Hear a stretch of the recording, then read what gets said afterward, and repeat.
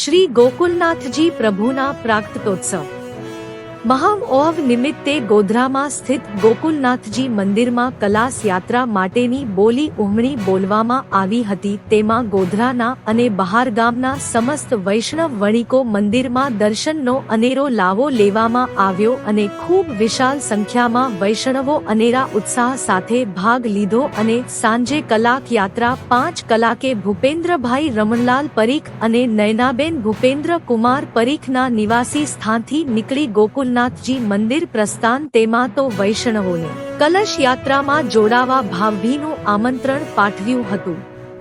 ₹5,11,000